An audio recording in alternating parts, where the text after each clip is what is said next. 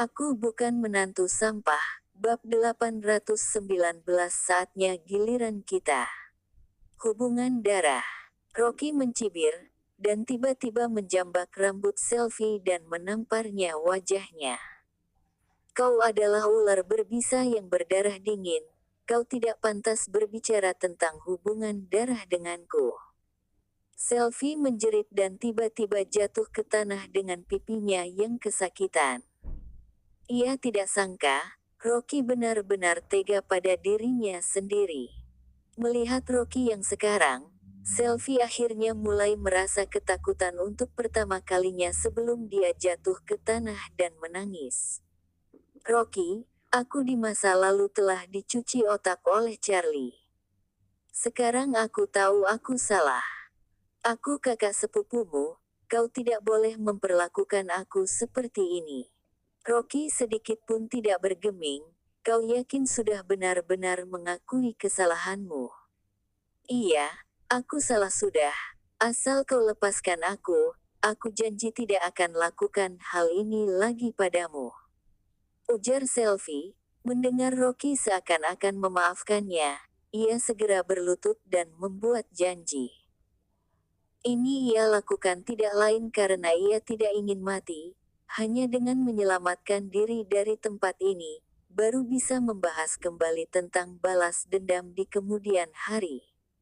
Rocky berkata dengan dingin, aku tidak melihat ketulusanmu dalam mengakui kesalahan. Hah? Selfie terkejut sejenak, dan langsung tersadarkan. Dia mengertakkan gigi, menamparkan wajah cantiknya dengan tamparan di kiri dan kanan. Rocky, semua salahku, aku salah. Selfie terus menamparkan wajahnya sendiri dengan keras. Wajahnya yang begitu glamor berkat pemakaian perawatan wajah mahal ia pukul hingga bengkak, bahkan hidungnya mengeluarkan darah.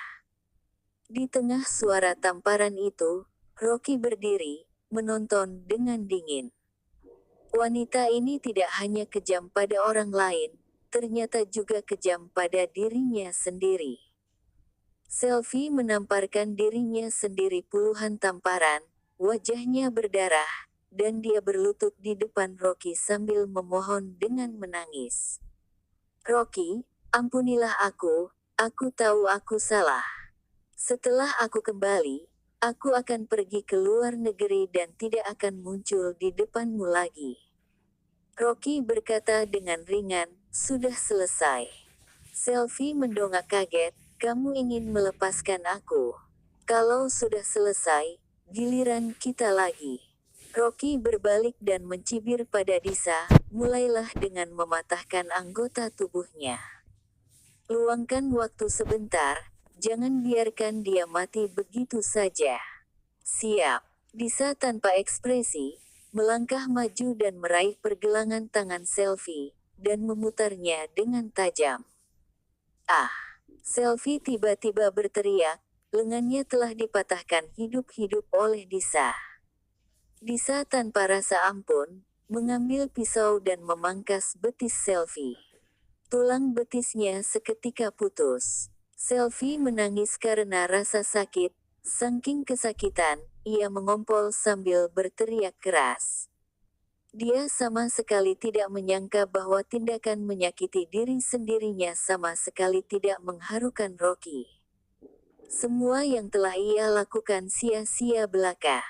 Mendengarkan jeritan Selfie, Rocky sama sekali tidak menunjukkan ekspresi apapun di wajahnya. Dia tahu dengan jelas karakter Selfie, benar-benar tidak peduli dengan permohonan ampunnya, Rocky hanya Selfie lebih tersiksa saja. Hubungan kekeluargaan. Terhadap wanita sejenis ini, jangan tunjukkan belas kasihan. Beberapa sinar kuat masuk dari luar jendela. Pintu tiba-tiba terbuka, dan dua baris pria berbaju hitam dengan cepat berlari masuk dan berbaris di kedua sisi. Seorang wanita paruh baya dengan gaun hitam mewah, di bawah pengawalan 8 pengawal kekar, melangkah ke pintu dengan kepala terangkat tinggi. Meskipun wanita ini hampir berusia 50 tahun, wajahnya sangat terawat, pandangan matanya sangat tajam. Wanita itu berjalan ke dalam, matanya terlirik ke Selfie yang berlumuran darah. Seketika amarahnya naik, dan mengangkat kepalanya. "Rocky, beraninya kau semena-mena melakukan pembunuhan terhadap keturunan keluarga Lin, apa kau tidak takut keluarga Lin akan menghukummu?" Rocky berbalik, melihat wanita paruh baya yang masuk dengan mata dingin.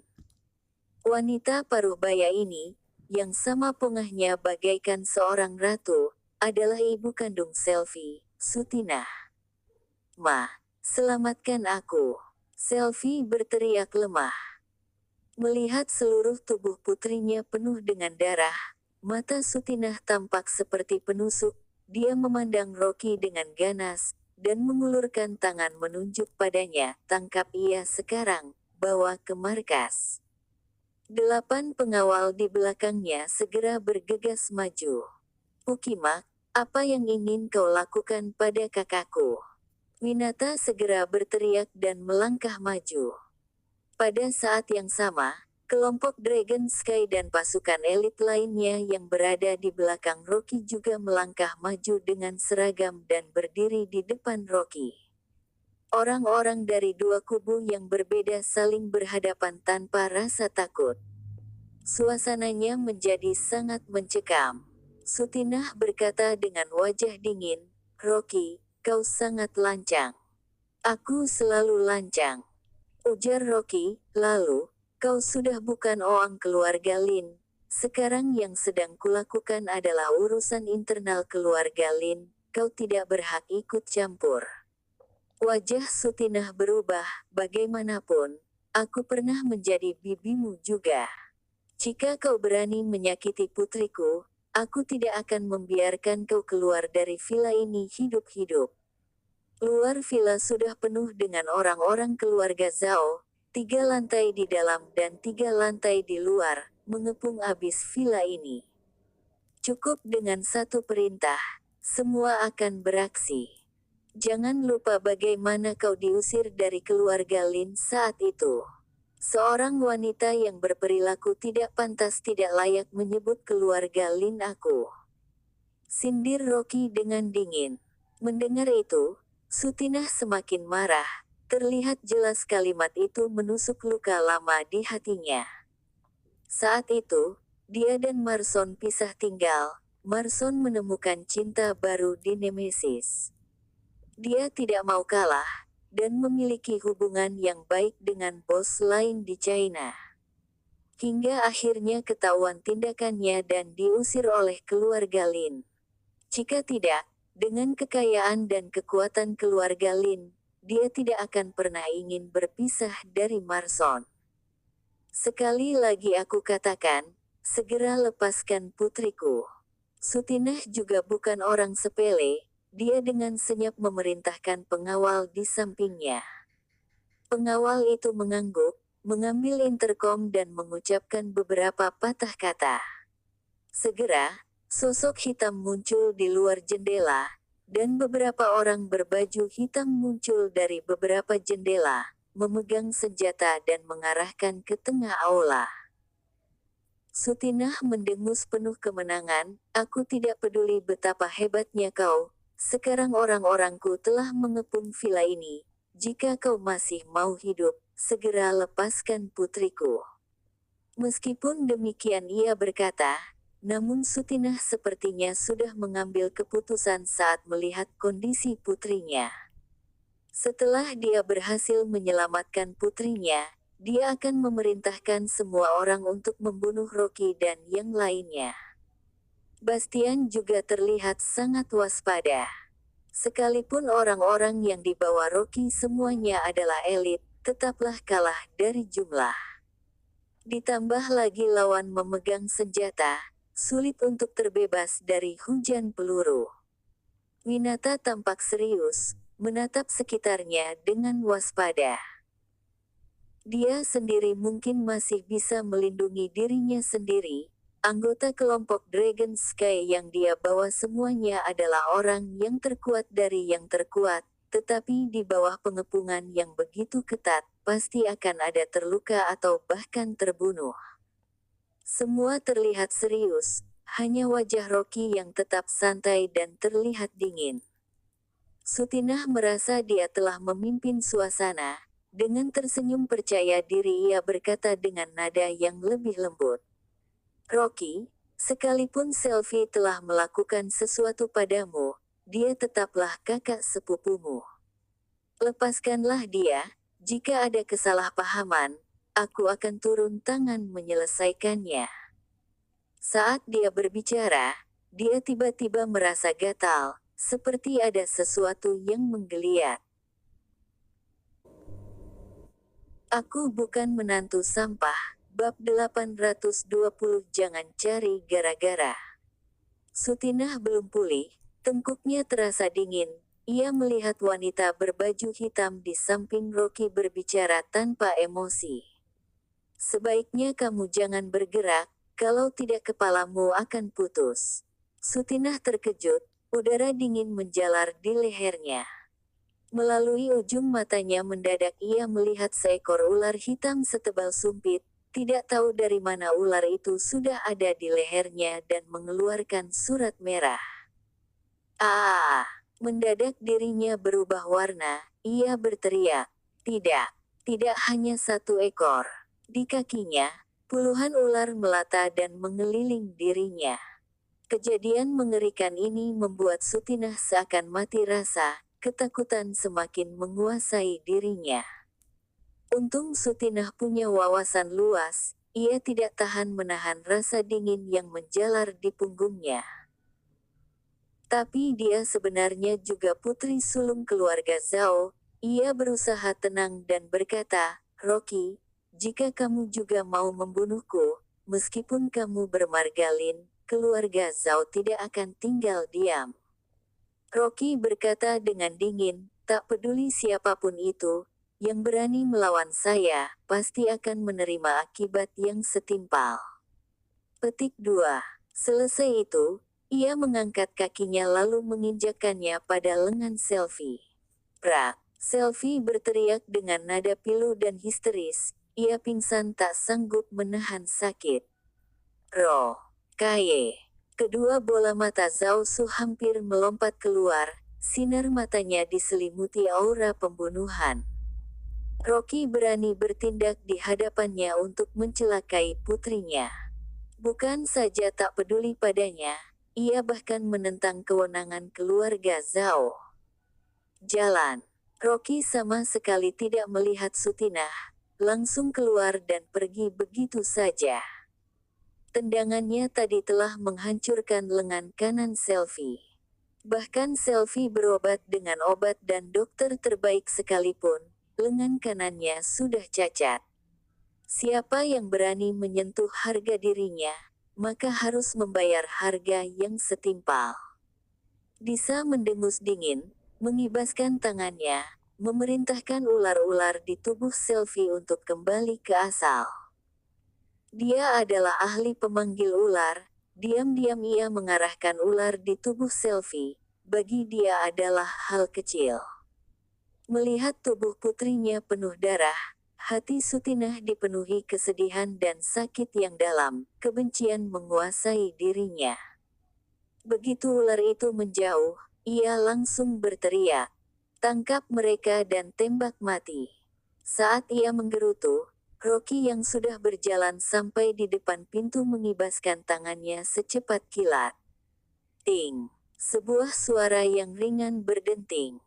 Anting berlian di telingan kanan Sutinah putus dan terlepas. Dan senjata yang menghancurkan anting berlian itu hanya sebuah daun kuning. Lalu daun itu melayang jatuh ringan ke tanah, masih dalam keadaan utuh. Sutinah memperhatikan daun-daun yang mengering di tas tanah itu dengan nafas tertahankan, sangat terkejut seolah tak percaya. Anggota keluarga Zhao di sekitar sana juga tercengang dengan mata melotot dan mulut terngangah.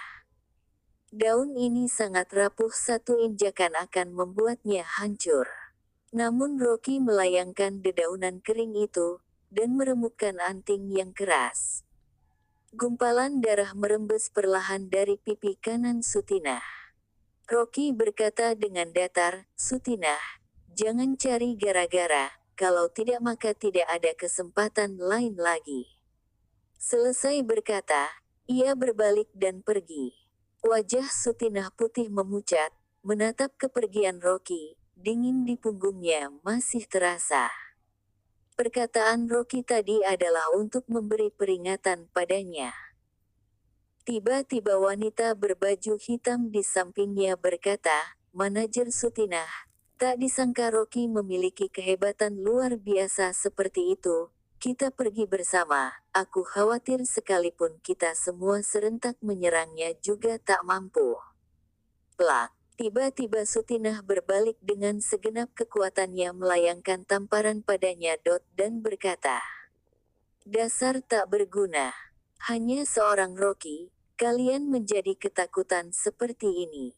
Aku dari keluarga Zhao yang sudah eksis ratusan tahun, orang apa yang belum pernah aku temui."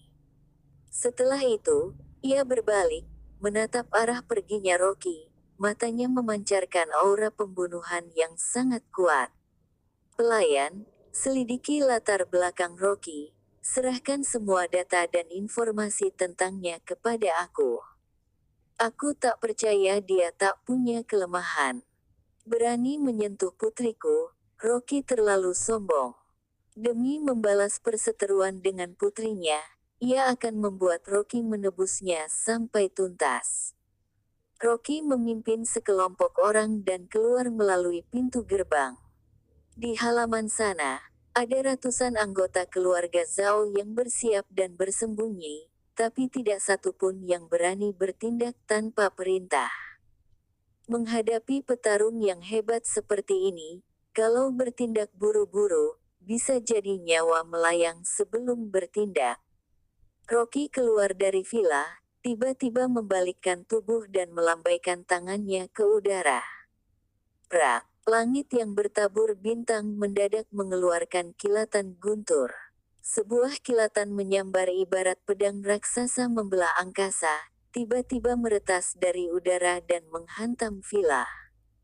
Boom! Villa yang mewah disambar petir, rusak dan api mulai menjalar, asap tebal mengepul ke angkasa. Kerumunan orang berteriak histeris. Rocky tak berekspresi, membalikkan badan dan pergi. Baru saja ia memerintahkan kilat menghancurkan villa Selfie. Apakah ibu dan anak itu bisa melarikan diri atau tidak, tergantung nasib mereka. Berita jatuhnya keluarga Bai dalam satu malam, baru terdengar di kota Wasa setelah beberapa hari kemudian. Ketika berita tersebar hingga di kalangan bisnis, anggota keluarga Bai hanya sisa beberapa orang. Properti keluarga Bai diperiksa, mereka diam-diam menjual obat palsu, menyeludupkan obat terlarang, tidak membayar pajak, mendirikan kasino pribadi, dan bahan ilegal lainnya, semuanya digebrek dan dihebohkan media sosial. Hal yang paling mengejutkan adalah, demi mendapatkan keuntungan besar, keluarga Bai mengimpor obat dari oknum ilegal, memasukkan bahan berbahaya dalam produksi obatnya. Bahan obat-obatan itu seperti racun kronis yang bisa membunuh manusia, dalam jangka lama akan merusak gen keturunan manusia, bahkan bisa menimbulkan mutasi gen manusia, tak berani dibayangkan akibatnya, terlalu ngeri. Saat perbuatan ilegal keluarga Bai dipublikasikan, seluruh penduduk di kota itu mengamuk, dan mengutuk habis-habisan. Semua pihak media mengkritik keluarga Bai karena telah merusak nama baik negara Yuga. Para penduduk yang pernah membeli obat juga berbondong-bondong mengangkat spanduk demo. Terutama keluarga yang membeli obat untuk ibu hamil dan anak-anak, mereka sangat marah karena keluarga Bai yang mereka percayai, ternyata menggunakan bahan terlarang dalam obatnya. Dalam waktu singkat, berita utama yang terpampang di media Weibo, semuanya berisi kutukan pada keluarga Bai. Berita tersebar silih berganti dari berbagai penjuru. Kisah obat dewa keluarga Bai, sirna dalam satu malam, dan sekarang dijuluki pendosa besar juga. Namun, di tengah amarah para penduduk terhadap keluarga Bai, mereka juga merasa penasaran. Kekayaan keluarga Bai berlimpah ruah, dan ada orang yang mampu menggulingkannya hanya dalam satu malam, bahkan berhasil membongkar semua kecurangannya. Orang ini pasti bukan orang biasa. Tapi siapa orang ini, yang memiliki kemampuan menggetarkan langit bumi sampai bisa menggulingkan keluarga Bai? Orang-orang sibuk menerka, siapa sebenarnya orang misterius ini? Dalam waktu singkat properti dan harta keluarga Bai sudah disita departemen terkait, sebagian besar digunakan untuk membantu para korban. Anggota keluarga Bai yang terlibat dalam tindakan ilegal, semua diangkut ke penjara, terus diinterogasi, tapi pada akhirnya mereka tetap menerima hukuman berat. Ketika seluruh negeri digamparkan kasus keluarga Bai, Rocky justru sibuk di dapur dan bercucuran keringat sedang merebus obat anti hamil untuk istrinya.